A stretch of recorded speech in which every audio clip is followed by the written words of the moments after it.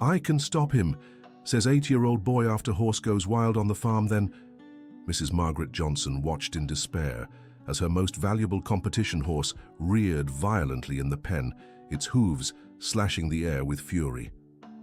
Decades of experience breeding champion horses hadn't prepared her for the terrifying scene unfolding before her eyes.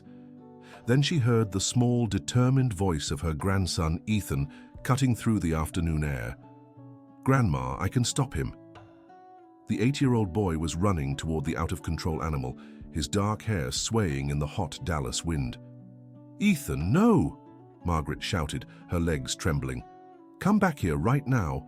But the boy had already climbed the wooden fence with the agility of someone who'd spent the entire summer exploring every corner of Oak Ridge Farm. Robert Miller, the trainer who had just been thrown by the horse, was trying to get up from the dusty ground, his plaid shirt torn and his hat tossed several feet away. "Mrs. Johnson, get the boy out of there," Robert groaned, clutching his right arm. "Emperor has completely lost his mind." The golden-coated bay horse, worth over $200,000, let out a distressed whinny that broke the hearts of everyone present. Urine streaked down its shiny coat, and its normally calm eyes now showed the whites of terror. Ethan stopped just a few feet from the animal, his small hands outstretched. He began humming softly a melody Margaret recognized immediately.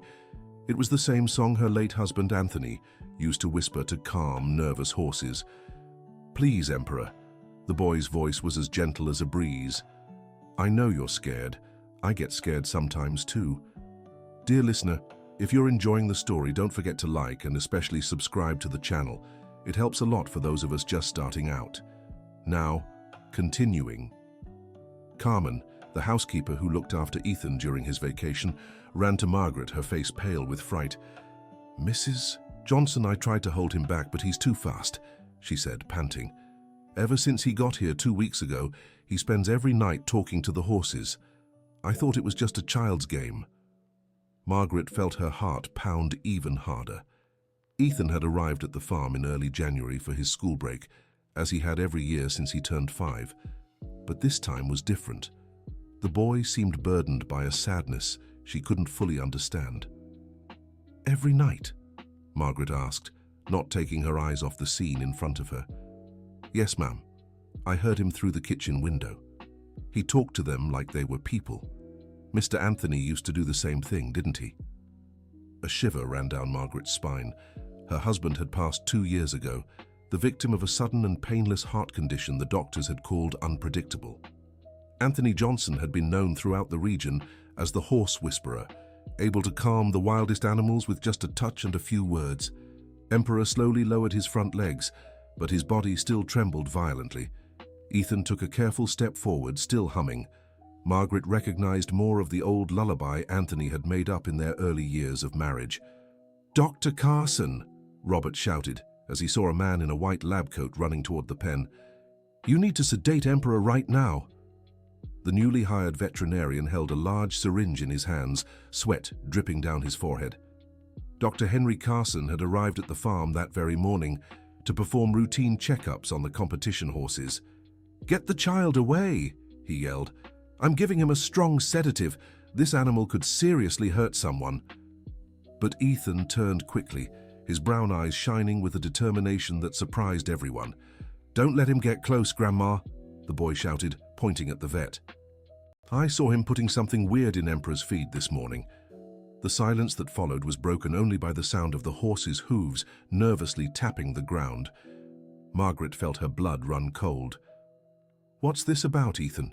she asked, trying to keep her voice steady. "I was playing hide-and-seek with Rex," Ethan said, referring to the farm dog, "and I hid behind the feed barrel. I saw that man pour some white powder into Emperor's food and mix it all up." Dr. Henry Carson laughed nervously, shaking his head. "Mrs. Johnson, the boy's confused. I just added a vitamin supplement I always carry with me. It's a revolutionary product that enhances performance in competition horses." "A supplement?" Margaret narrowed her eyes. "I didn't authorize any new supplements." "I thought it'd be a nice surprise," the vet replied quickly. "The product isn't on the American market yet, but I got some samples in the United States. I've tested it at several stables and the results were fantastic. Robert Miller finally managed to stand, leaning on the fence. His face was twisted in pain, but his concern for Ethan was clear. "Ethan, come back here," he pleaded. "Emperor's never acted like this. Something's wrong." The boy ignored the pleas and moved closer to the horse, which had stopped rearing but still showed clear signs of distress. Ethan slowly reached out his hand, just as he'd seen his grandfather do hundreds of times. "I know you're hurting, Emperor," he whispered. "Grandpa Anthony taught me to feel what you feel." Margaret felt tears welling in her eyes. Since he was little, Ethan had shown a special connection with animals, but she never imagined Anthony's gift had been passed down to his grandson. Constance, the farm's cook for over 15 years, came running from the side of the main house. "Mrs. Johnson," she gasped out of breath. "I need to tell you something important." "What is it, Constance?" "Last night I got up for water and saw lights in the stable. I thought it was Robert checking the horses, but when I looked out the window, it was this new vet messing with the animals' things alone." Dr. Henry grew visibly nervous, shifting his weight from one leg to the other. "That's ridiculous. I was just preparing my equipment for this morning." "At 3 in the morning?" Margaret questioned, her voice thick with suspicion. Ethan had managed to touch Emperor's neck and the horse began to visibly calm. But suddenly, the animal let out a sharp whinny of pain and started buckling its hind legs. "He's got a belly ache," Ethan cried, his small hands pressed against the horse's flank. "Grandma, call Dr. Mark. Emperor needs him now." Dr. Mark Reynolds had been the Johnson family's vet for over 20 years, a trusted man who knew every animal on the farm as if they were his own children. But Margaret knew he was handling an emergency at a neighboring farm, at least 2 hours away. "Ethan, step back," Margaret begged, rushing toward the fence. "Let Dr. Henry take care of Emperor." "No, Grandma." The boy turned, his eyes filled with tears. "That man hurt Emperor, I know he did."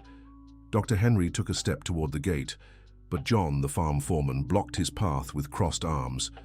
"You're not leaving until we clear this up," John said firmly. "I've known these horses for 15 years. I've never seen Emperor like this." Margaret grabbed her cell phone with trembling hands and called Dr. Mark. The call went straight to voicemail. He tried again, with the same result. Ethan was now kneeling beside Emperor, his small hands making circular motions on the animal's belly, just like Anthony used to do. "I remember when Grandpa explained it to me," Ethan murmured, more to himself than to the others. "He said that when a horse has a bellyache, we need to help its stomach work properly again." Robert limped closer, watching the scene in amazement. "How does this boy know how to do that?" he asked Margaret. "Anthony spent hours teaching Ethan about horses," Margaret replied, her voice choked. "But I never imagined the boy paid such close attention." Dr. Henry began sweating even more, nervously eyeing the exit blocked by John. "Mrs. Johnson, I really must go. I have other appointments today," he said, trying to sound casual. "You're not going anywhere," John shot back. "First, we're settling this supplement business." Ethan kept massaging Emperor's belly, humming softly. The horse had lain down on the ground, breathing heavily. "Grandma, Emperor needs to drink salt water," Ethan said suddenly. "Grandpa told me it helps when they eat something bad." Margaret hesitated for a moment, but the confidence in Ethan's voice touched her deeply. She ran to the house and returned with a bucket of water and coarse salt. "How do you know this, Ethan?" she asked, kneeling beside her grandson. "Grandpa told me about his horse when he was a kid," Ethan replied, helping Emperor lift his head to drink. "He said his name was Thunder, and that once he got sick from eating spoiled feed." Robert watched everything with growing admiration and regret. Finally, he couldn't take it anymore and approached Margaret. "Mrs. Johnson, I need to confess something," he said, his voice low and full of guilt. Margaret turned to him, her heart tight. "What is it, Robert?" "Dr. Henry offered me $500 to let him test that supplement on Emperor," Robert confessed, avoiding her gaze. I accepted because my wife is going through chemo and we needed the extra money."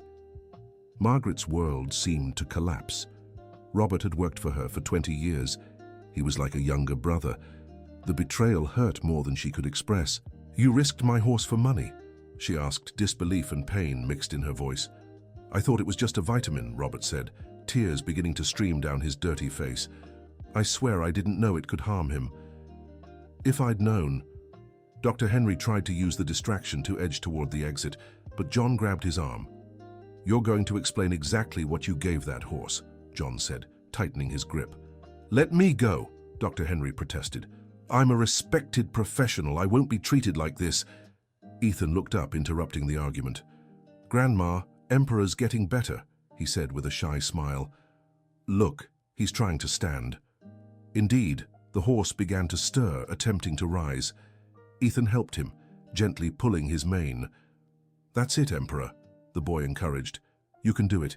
Dear listener, if you're enjoying the story, please like and especially subscribe to the channel. It really helps us who are just starting out. Now continuing. Margaret watched the scene with her heart torn between pride and worry. Ethan displayed a maturity and knowledge far beyond his 8 years. Dr. Henry, she turned to the vet with determination. I'll ask one last time. What exactly did you give my horse? The man hesitated, nervously glancing at John, who still blocked his exit. It was just an experimental compound, he finally admitted. They promised me a substantial commission if I got positive results with elite horses. Experimental? Margaret felt anger rising. You used my horse as a lab rat? The initial tests were promising. Dr. Henry defended himself. I didn't expect this adverse reaction. Ethan, who had been focused on Emperor, suddenly turned to the group of adults. Grandma, Dr. Mark is coming, he said, pointing to the dirt road. Everyone looked in the direction he indicated and saw the familiar blue pickup truck kicking up dust on the road. Margaret felt immense relief. Doctor. Mark Reynolds stepped out of the truck with his black veterinary bag, taking in the strange scene before him. Ethan kneeling beside Emperor, Robert with his injured arm, Dr. Henry visibly nervous, and John blocking the exit. Margaret, what happened here? He asked, quickly approaching. Mark, thank God you're here, Margaret said, rushing to hug him. Emperor got sick after this vet gave him some experimental supplement. Dr. Mark narrowed his eyes, looking from Dr. Henry to Ethan and then to the horse. An experimental supplement, he repeated, disbelief in his voice. Without authorization and without knowing the animal's medical history. Protocols were followed. Dr. Henry tried to defend himself, but his voice sounded unconvincing. Doctor. Mark knelt beside Ethan, examining Emperor with experienced hands. What did you do to help him, Ethan? He asked gently. Belly massage like Grandpa taught me, and I gave him salt water to help clean his stomach, Ethan replied, proud but still worried. Very good. Dr. Mark smiled, clearly impressed. You did exactly what I would have done in an emergency. Margaret felt tears of pride streaming down her face. Ethan had truly inherited Anthony's gift. Dr. Mark continued examining Emperor, checking his temperature, heartbeat, and eye reactions. The horse is recovering, but he needs IV hydration and constant monitoring for the next 24 hours, he diagnosed. Ethan saved his life. How so? Margaret asked. If it weren't for Ethan's quick intervention, Emperor would have gone into toxic shock, Dr. Mark explained. The massage helped maintain circulation, and the salt water sped up the elimination of the harmful substance. Doctor. Henry tried once more to head for the exit, but John stood firm in his position. Now you're going to explain exactly what that supplement was, John said, crossing his arms. It was a compound based on modified amphetamines, Dr. Henry finally confessed, knowing there was no escaping the truth, designed to temporarily increase racehorses' stamina and speed. Margaret felt as if she'd been punched in the gut. Amphetamines. You practically poisoned my horse. The doses were calculated. Dr. Henry weakly defended himself. It worked well in other tests. On what other horses? Dr. Mark asked, his voice filled with professional outrage. I can't disclose that information, Dr. Henry muttered. Ethan, who had been listening quietly, suddenly stood and ran to Margaret. Grandma, I'm scared, he said, hugging her waist. What if Emperor doesn't get better? Margaret held her grandson tightly, feeling the day's tension finally hitting her. He'll be okay, sweetheart, she whispered. You took such good care of him. Dr. Mark finished preparing Emperor's IV and turned to Dr. Henry. You're going to give me a complete list of the compounds you used, he said firmly. and you'll hand over the contacts of those responsible for this illegal experiment. I can't, Dr. Henry protested. I signed confidentiality agreements. Then you'll have to explain all this to the State Board of Veterinary Medicine, Dr. Mark Reynolds replied coldly, because I'm reporting this case immediately. Margaret looked at Robert, who remained silent, clearly devastated by guilt. Robert, let's talk in the house, she said, her voice calmer now. You need to tend to that arm, and we have some things to sort out. Mrs. Johnson, Robert began. Later, Robert. First, we take care of you. Ethan approached Emperor again, gently stroking the animal's neck. You're going to be okay, he murmured. I'll take care of you every day until you're strong again. Doctor. Reynolds watched the interaction between the boy and the horse with admiration. Margaret, this boy has a rare gift, he remarked. Anthony would have been so proud. I know, Margaret replied, watching Ethan with love and concern. But he's still so young, I'm afraid all this responsibility might be too much for him. A gift isn't a responsibility, Dr. Reynolds said gently. It's a blessing. And Ethan seems to understand that naturally. John finally allowed Dr. Henry Carson to leave, but not before taking down all his personal and professional details. If we find out more animals were harmed, we'll come looking for you, John warned. When Dr. Carson finally left, Margaret gathered everyone in the main house's backyard. Constance had prepared fresh coffee and cheese bread, trying to bring some normalcy back to the chaotic day. Robert, Margaret began, sitting beside the injured trainer, I need to understand why you didn't tell me about your wife's situation. Robert lowered his head, shame evident in his gestures. Mrs. Johnson, you already do so much for us, he said, his voice breaking. I didn't want to be another burden. A burden, Margaret repeated, disbelief in her voice. Robert, you've worked here for 20 years, your family. How could you think you'd be a burden? Mary Jane's treatment is very expensive, Robert confessed. The insurance doesn't cover all the medication and I was desperate. Margaret's heart ached. She'd known Mary Jane since she and Robert married 15 years ago, a sweet, hard-working woman who always helped with the farm's events. Why didn't you tell me? Margaret asked, genuinely hurt. I thought you already had enough worries with the farm and Ethan, Robert replied, and I was too proud to ask for help. Ethan, who had been playing with Rex, wandered over to the conversation. Grandma, what's chemotherapy? He asked innocently. Margaret glanced at Robert, who nodded, giving her permission to explain. It's a special medicine that helps sick people get better, she said carefully. Robert's wife is taking that medicine. Like when Emperor was sick and needed medicine, Ethan asked. Something like that, Margaret smiled sadly. Ethan ran to Robert and climbed into his lap, careful not to hurt his injured arm. Don't be sad, he said, hugging the man. Grandma will help your wife get better. Grandma's really good at taking care of everyone. Robert began to cry, hugging Ethan with his good arm. Thank you, boy, he whispered. Margaret stood and went to the kitchen drawer where she kept her checkbook. Robert, from now on, Oak Ridge Farm will cover all of Mary Jane's treatment costs, she announced. And I want you both to move into the guest house on the property. That way she'll be closer to medical care, and you won't have to worry about transportation. Mrs. Johnson, I can't accept this, Robert protested. It's not charity, Margaret replied firmly. It's what any decent employer would do for a loyal employee. I should have done this from the start. Dr. Mark, who had just finished treating Emperor, joined the group in the kitchen. How is he? Margaret asked. Stable and improving, Dr. Mark reported, but he'll need special care for the next few days. I recommend someone keep an eye on him overnight. I'll do it, Ethan volunteered immediately. Ethan, you're too young to stay up all night, Margaret said gently. But I know him better than anyone now, Ethan insisted, and Grandpa Anthony always said horses feel better when someone who cares about them is nearby. Margaret looked to Dr. Mark for guidance. Actually, Ethan's presence could be beneficial for his recovery, Dr. Mark considered. Horses respond well to familiar company, but he'd need adult supervision. I can stay with him, Robert offered. With this arm, I can't do much heavy work anyway. Margaret nodded, feeling the solution would benefit everyone. It's settled then. Robert and Ethan will take turns caring for Emperor. Dear listener, if you're enjoying the story, don't forget to like and especially subscribe to the channel. It helps us a lot as we're just starting out. Now continuing.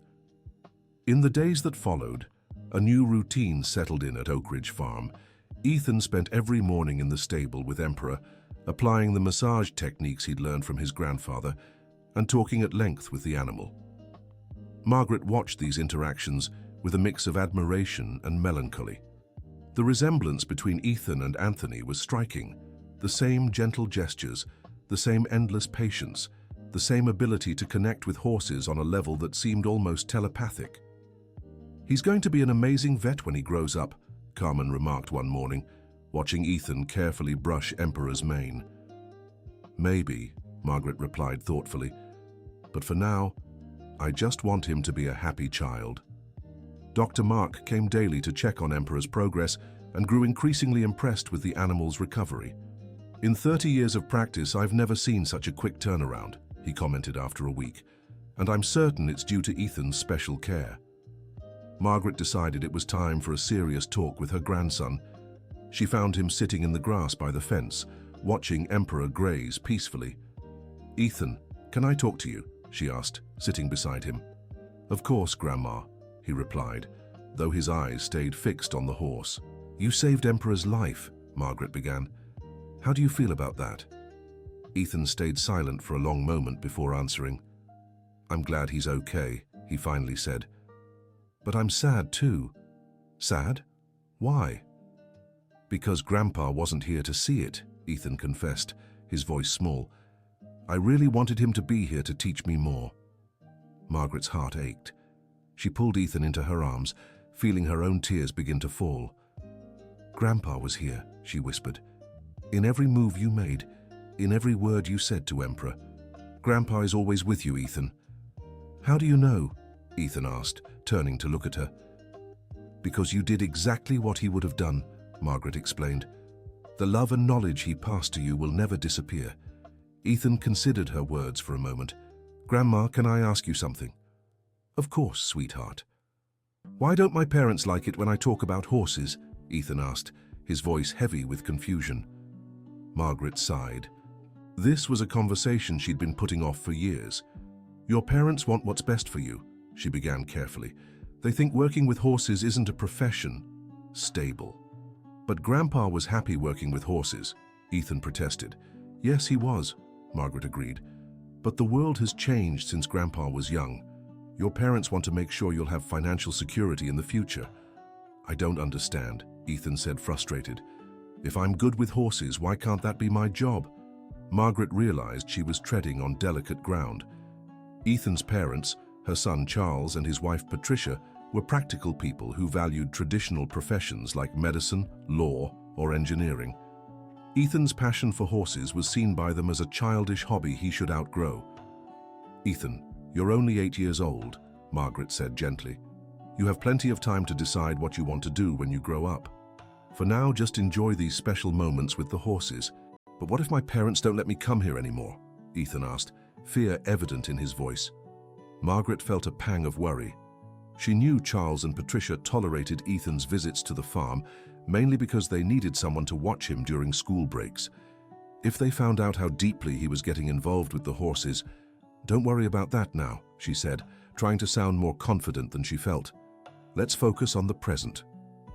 That night, Margaret called Charles in New York City. "Mom, how are things there?" Charles asked, sounding distracted. "Is Ethan behaving well?" "Charles, I need to tell you what happened here this week," Margaret began, recounting the whole story of the incident with Emperor. There was a long silence on the other end. "Mom," Charles finally said, his voice tense, "I don't think it's a good idea for Ethan to get so involved with horses."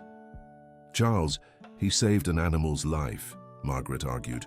"He showed an extraordinary natural talent." "That's exactly why I'm worried," Charles replied. "I don't want him to have unrealistic expectations about the future. Working with horses isn't a viable career these days." "How can you say that?" Margaret felt her irritation rising. "Equine veterinarians make very good money, and there are plenty of other opportunities in the equestrian field." "Mom," You're being too romantic. Charles sighed. Ethan needs to focus on his studies, not fantasies about horses. Fantasies? Margaret repeated, disbelief in her voice. Charles, your son has a real gift. It would be a waste to ignore it. Mom, please, Charles said, his voice taking on a tone of authority. Don't encourage these ideas. Ethan already gets too worked up when he comes back from the farm. Patricia and I are considering other options for his next break. Margaret felt her world crumble at those words. Other options? She asked, trying to keep her voice steady. There are several summer camps in New York City focused on educational activities, Charles explained. Robotics, coding, languages, things that will actually help his future. Charles, please don't do this, Margaret pleaded. The farm is important to Ethan. It's his only connection to his father. That's exactly why I'm concerned, Charles admitted. I don't want him stuck in the past. Dad's gone, Mom. Ethan needs to move forward. Margaret ended the call with a heavy heart. The thought of losing her grandson was unbearable, but she knew Charles and Patricia had legal rights over Ethan that she couldn't challenge. The next morning, she found Ethan in the stable, as usual, whispering softly to Emperor. Good morning, sweetheart, she said, trying to sound normal. Good morning, Grandma, Ethan replied, but there was something different in his voice. Can I ask you something? Of course. Why were you crying in the kitchen last night? Ethan asked, his big eyes full of concern. Margaret was surprised. She hadn't realized Ethan had seen her. I got up to get some water and saw you sitting at the table, he explained. You were crying very quietly. Margaret knelt in front of her grandson, deciding to be honest. I was worried, she admitted. Your parents are thinking about not letting you come to the farm anymore. Ethan's eyes immediately filled with tears. Why? He asked, his voice breaking. They think you're getting too attached to the horses, Margaret explained gently. They want you to focus on other activities. Ethan fell silent, processing the information. Then he turned to Emperor and stroked his neck. Emperor, did you hear that? He whispered. I might not be able to visit you anymore. The horse seemed to sense the boy's sadness, lowering his head to gently nudge Ethan's shoulder. Margaret watched the interaction with a heavy heart.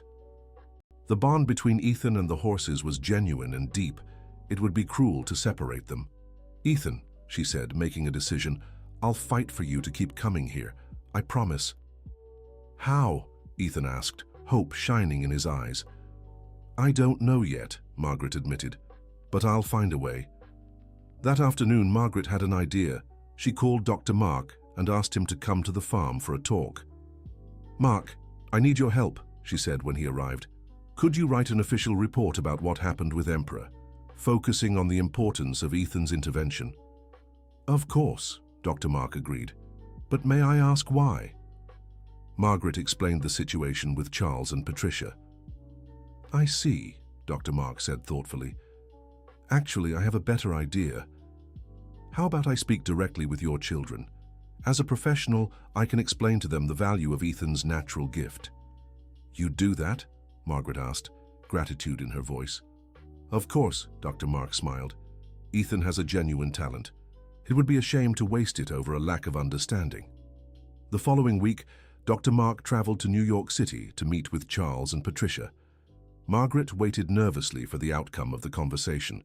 When he returned, he brought mixed news. I convinced them to let Ethan keep coming to the farm, he reported, but with conditions. What conditions? Margaret asked. Ethan can spend vacations here, but he also has to participate in educational activities related to veterinary medicine, Dr. Mark explained. They want him to understand the scientific and academic side of working with animals. Margaret considered the proposal. It wasn't ideal, but it was better than losing Ethan completely. Would you be willing to mentor him? She asked. It would be my pleasure, Dr. Mark smiled. In fact, I think it would benefit both of us. Ethan is one of the most curious and intuitive kids I've ever met. When Margaret shared the news with Ethan, he was overjoyed. You mean I'll get to learn how to be a real vet? He asked, jumping with excitement. You'll learn the basics, Margaret corrected, but yes, you'll get to study how to take better care of the horses.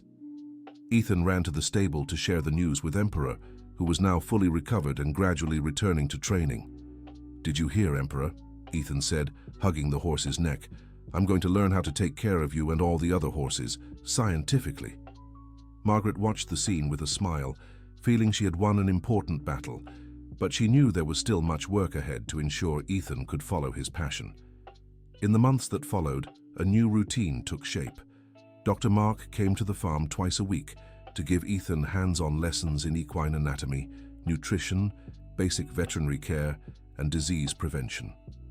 Ethan absorbed knowledge like a sponge, asking smart questions and showing an understanding that even surprised Dr. Mark. "Margaret, this boy has the potential to be one of the best equine veterinarians in the country," Dr. Mark remarked after one of the lessons. "The combination of natural intuition and scientific knowledge is rare." Robert and Mary Jane had moved into the farm's guest house, and her chemotherapy treatment was progressing well. Robert had returned to work with limitations, but his loyalty and dedication were stronger than ever. "Mrs. Johnson," he said one morning, "I want you to know I'll never forget what you've done for us. If it weren't for you and Ethan, I don't know what would have become of us." "We're family, Robert," Margaret replied. "Families take care of each other." Ethan continued to develop his special connection with all the horses on the farm. Word of his talent began to spread among the local breeders, and some came to Oak Ridge Farm specifically to meet the boy horse whisperer. "Mrs. Johnson," said Mr. Ferguson, a respected breeder from Lexington, "I've heard your grandson has a special gift with horses. My prized mare has been having behavioral issues for months. No professional has been able to help her. Do you think the boy could take a look?" Margaret hesitated, worried about exposing Ethan to too much pressure. "Ferguson, Ethan is still a child," she said. "I don't want him to feel obligated to solve adult problems."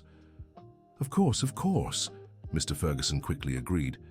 "It would just be an informal visit. If he doesn't feel comfortable, no problem at all." Margaret talked to Ethan about the request. "Grandma, I'd like to try to help," Ethan said after thinking for a moment.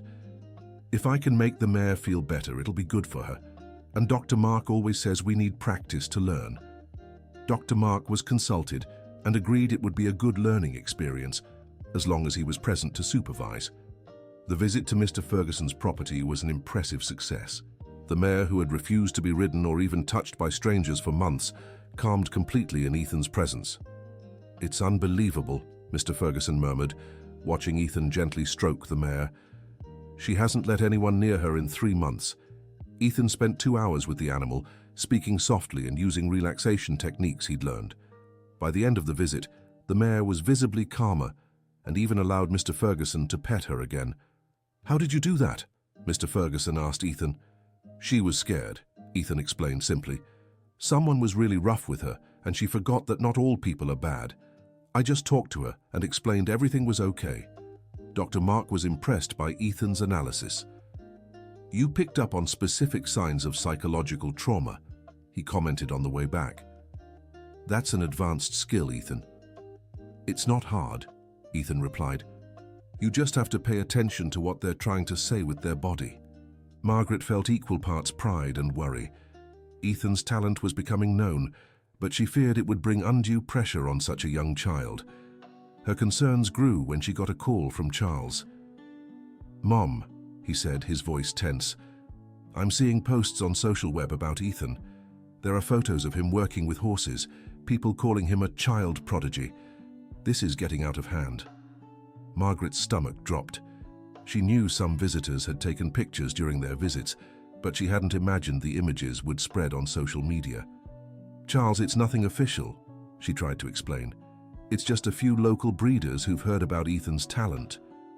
"Mum, I don't want my son becoming a circus act," Charles said firmly. "If this continues, I'll have to reconsider his visits to the farm." "Charles, please," Margaret pleaded.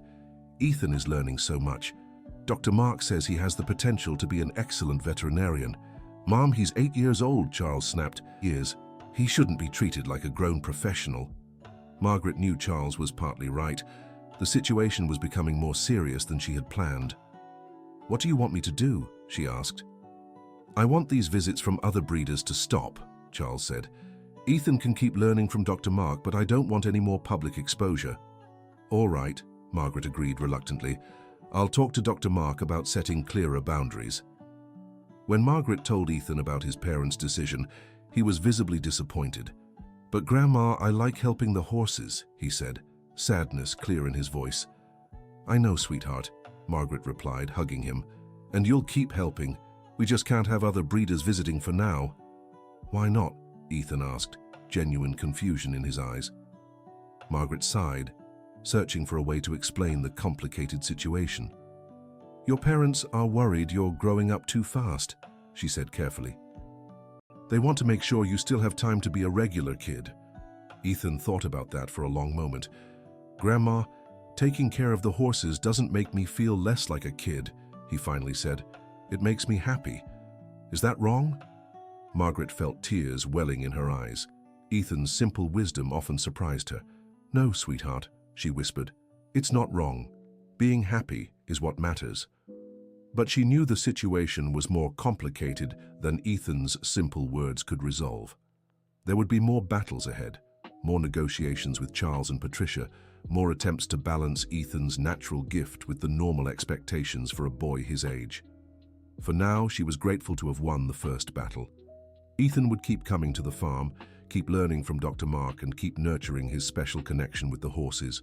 And who knows, with time and patience, maybe she could help Charles and Patricia understand that Ethan's talent wasn't something to suppress, but to cultivate and celebrate. Summer was coming to an end, and Ethan prepared to return to New York City for the new school year. Margaret watched as he said goodbye to each horse individually, promising to return during the next break. I'll miss you, he told Emperor, wrapping his arms around the horse's neck. But I'll study hard in school so I can learn more things to help you. Emperor seemed to understand, gently nuzzling Ethan's head with his muzzle. Margaret knew the coming months would be hard, for her, missing Ethan's cheerful presence, and for the boy himself, adjusting to city life after months of rural freedom. But she also knew something special had begun that summer. Ethan had discovered his true passion and talent, and Margaret was determined to protect and nurture that gift, no matter what obstacles lay ahead. As she watched Charles's car disappear down the dirt road, taking Ethan back to New York City, Margaret made a silent promise. She would do everything in her power to ensure Anthony's legacy lived on through Ethan, and that the boy's special gift had the chance to grow and flourish. Oakridge Farm had found its new horse whisperer, and Margaret was determined to protect this precious family legacy, one step at a time. The end of the story. And you, what did you think of this touching story? Tell us in the comments if Ethan made the right choices, and share where you're following us from. Your opinion means so much to us. Don't forget to leave your like and subscribe to the channel so you won't miss other heartwarming stories like this one. Thank you for being with us.